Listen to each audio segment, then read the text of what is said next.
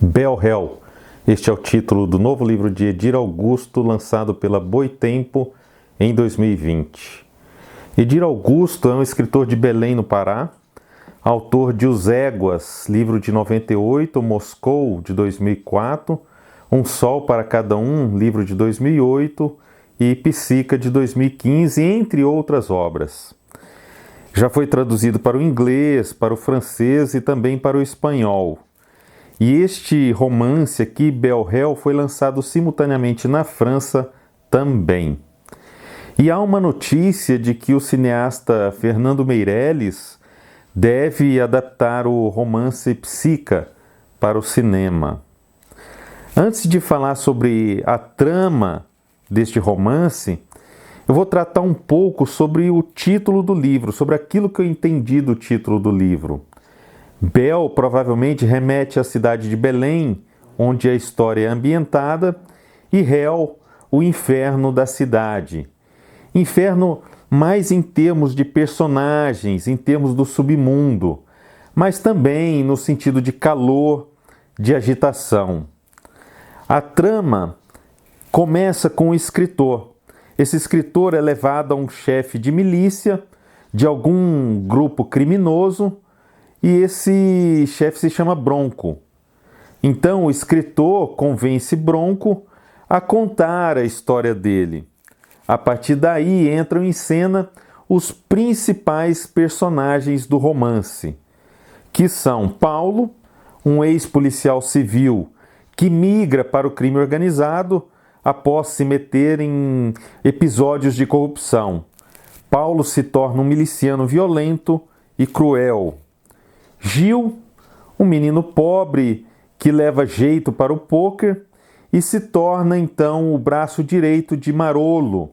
Marolo é o dono de um cassino clandestino na cidade de Belém.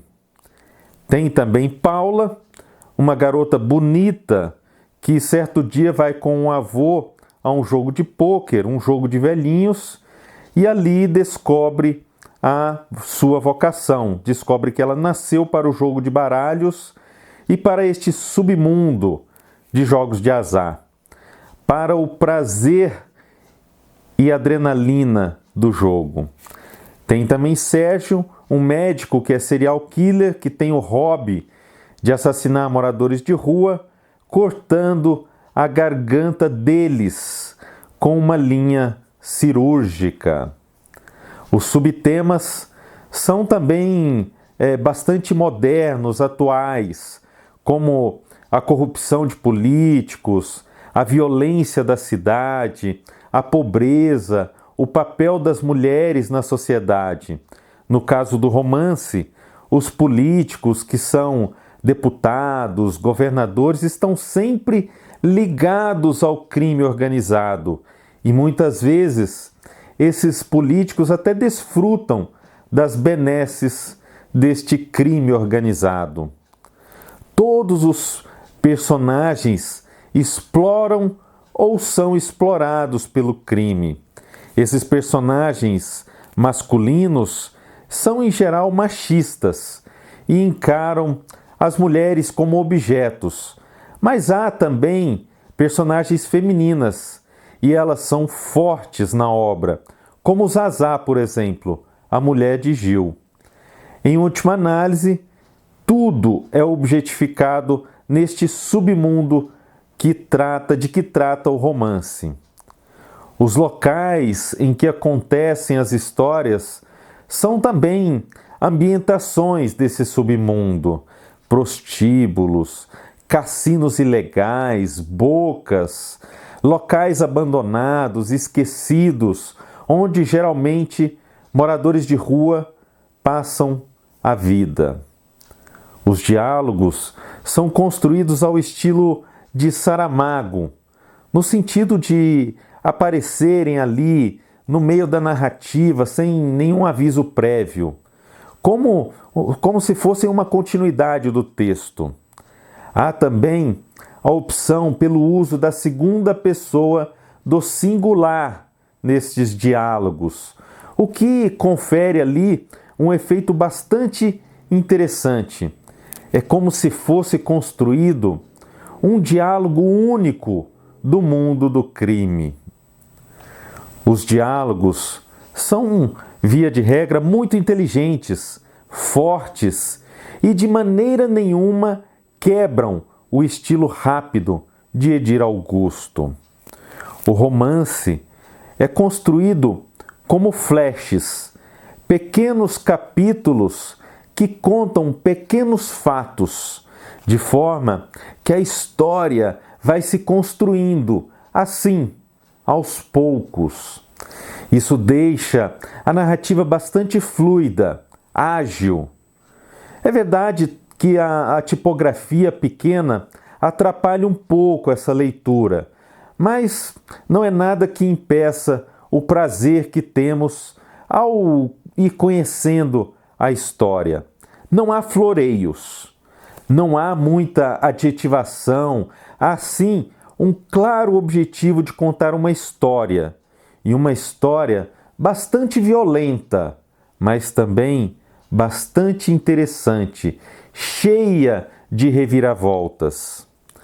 O romance é narrado então por este escritor, que tenta dar, assim, uma legitimidade ao que conta, e consegue isso quando coloca bastante de opinião no relato.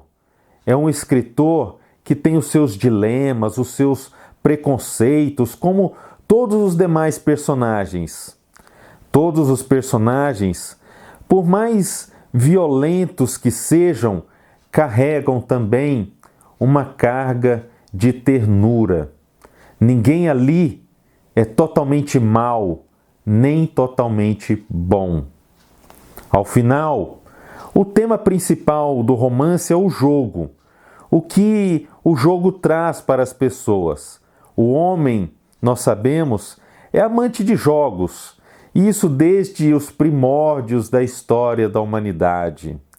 E é fácil alguém transformar o jogo, esse prazer, em um vício. Como acontece com os personagens deste romance.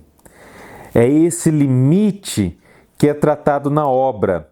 E quando alguém o ultrapassa, nada mais importa, nada mais vale, nem a própria vida. Eu vou ler agora um trecho do livro para que você tenha uma ideia do estilo cru de Edir Augusto. Inscreva-se no canal Acontece nos Livros e se você curtiu esse vídeo, divulgue-o em suas redes sociais. Ajude nosso canal a crescer. Valorize a literatura brasileira. Valorize as pequenas editoras. Pelada. Gil enturmou. Agora fumava e tomava cervejinha ao fim do expediente. Depois havia Paraíso Perdido e ele bancava o fodão, fazendo entrar alguns colegas de graça, arrumando mulher para um mais tímido. Mas porra, que merda é essa de piquenique? Porra, moleque, isso só o seu Pontes para te dizer. Vai lá e pergunta. Vou nada. Ele me dá um esporro e eu sou meio rebarbado. Vou nada. Vai ter daqui a 3 dias. Queres ir? Quero. Podias ir escondido só para ver. Gil, se o patrão descobre, todo mundo aqui tá no olho da rua. Se bem que todo mundo aqui é meio sócio, né? Tu sabe jogar bola? Não, espera lá.